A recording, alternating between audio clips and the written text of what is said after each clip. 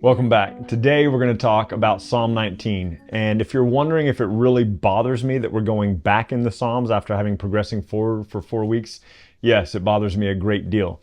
But I had another Psalm planned and then I just decided it didn't fit with the flow. So we're doing Psalm 19 today and we are going backwards and it will bother me forever and ever. And thank you for pointing it out.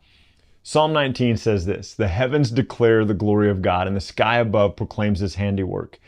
Day to day pours forth speech, and night to night reveals knowledge. There is no speech, there are no words whose voice is not heard. Their measuring line goes throughout the entire earth, and their words to the end of the world. In them he has set a tent for the sun, which comes out like a bridegroom leaving his chambers, like a strong man running its course with joy. It's rising from one end of the heavens, and its circuit to the end of them, and there is nothing hidden from his heat." Now, that's the first half of the psalm. The second half of the psalm is beautiful too, but I need us to think about this for a moment. This is very, very important. So the heavens declare the glory of God. The skies above proclaim his handiwork. Day to day, the day pours out speech, and night to night reveals knowledge. There is no speech, there are no words whose voice is not heard. And so creation is bearing this testimony of who God is. Creation is declaring who God is. Now, why does that matter? Well, it matters mostly for us as we look in Romans. Now, it's a great psalm. You might read the psalm, and the next half talks about the oracles of the Lord and the commandments of the Lord. Beautiful, beautiful text that gets misrepresented a lot. We can talk about it another time, the second half of this psalm. But right now, I want us to think about this. So in Romans 10, Paul has been in Romans building a case for salvation by faith alone. And he has been making this case in chapters 1 and 2 that God has made himself known to everybody. In fact, in Romans chapter 1, he says that through creation, God has made and demonstrated his divine power, his eternal attributes, his ways have been demonstrated through creation. And then in chapters 2 and 3, halfway through 3, he points out that everybody is a sinner. Chapters 4 and 5, he starts to build this idea of righteousness through faith. Chapter 6 is what life looks like now because of the cross. Chapter 7 is what life looks like if you're living under the law. Chapter 8 is what life looks like if you're living according to the Spirit. And then he begins talking in chapter 9 about how the Jews don't believe. He wishes the Jews believed, but they're not as a whole putting faith in God.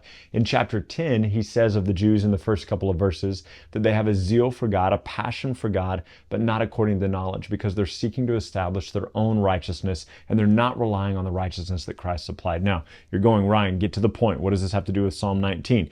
So he is talking about what it looks like to believe in, to put faith in Christ. Very, very excellent verses on what that looks like. He says in Romans 10, 9 and 10, "If you confess with your mouth that Jesus is Lord and believe in your heart that God raised him from the dead, you will be saved." And so he's talking about that. And then he says this, and it's a verse that gets taken out of context a lot, big surprise, but Romans 10:14 says, let's back up one verse. Romans 10:13, "Everyone who calls on the name of the Lord will be saved." That's a quote from Joel chapter 2. "How will they call on him in whom they have not believed? And how are they to believe in him in whom they've never heard?" So right now he's talking about the Jews who have not put faith in Jesus. "How are they to hear without someone preaching? How are they to preach unless someone is sent? As it is written, how beautiful are the feet of those who preach the good news. But they have not all obeyed the gospel of the Lord. For Isaiah says, 'Lord, who has believed what he heard from us?'" That's a reference to Isaiah 53. So faith comes by hearing, and hearing by the word of Christ. "But I ask you, have they not heard?"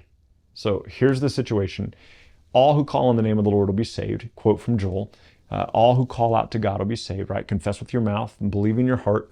And he says, but how can they call on him in whom they've never heard? And how can they hear unless someone is sent?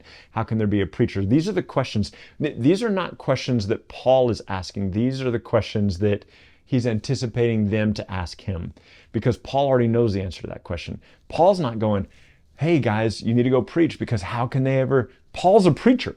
Like he's not saying they can't hear, they can't know, they can't believe, they can't understand unless we send preachers. He's anticipating that that's what his audience, what the people in Rome are going to be retorting to him. How can they hear, Paul, unless someone preaches? And then Paul says this, "But I ask, have they not heard? Indeed, they all have." And here he quotes Psalm 19. "The voice has gone out into all the earth, their words to the ends of the world."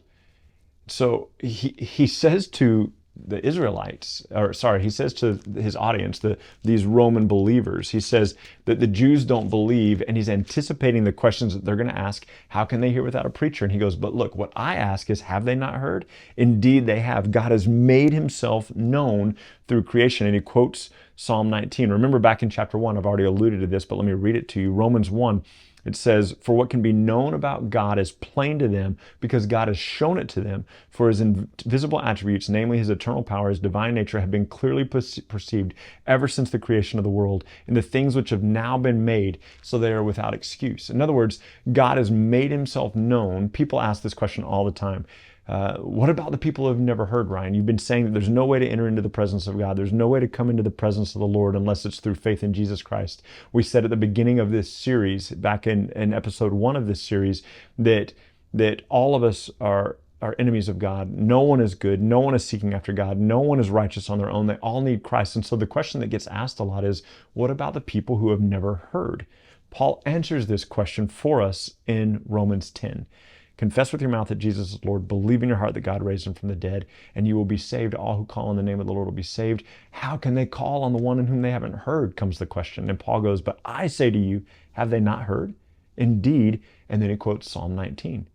That creation has declared the magnitude of God. It's a callback. This is Romans 10, and it's a callback to what he's already said in Romans chapter 1. And we tend to read our Bible in such small chunks. We don't connect Romans 10 to Romans 1, we don't make that connection. If we would read our Bible in bigger chunks, or if we would read Romans all at one time, maybe it takes you 3 or 4 days, but you're focused on Romans, you might pick those things up a little bit more. But when your Bible is quoting something from the Old Testament, and it won't always be obvious, but when it's a longer text, it'll be obvious that it's quoting the Old Testament. In this case, it's quoting Psalm 19. So what do we think of when we think of Psalm 19? We think that God has, from the moment he spoke the world into existence, God has been declaring and revealing his glory. And there is no one who has an excuse, because God is just and gracious and good and kind, and he has made himself known to everyone. And so Psalm 19, every time you read it, you should think of Romans 10, you should think of Romans 1, and you should think about God's grace in revealing himself to mankind. And we will see you next week for the last talk on the book of Psalms. Thanks for watching.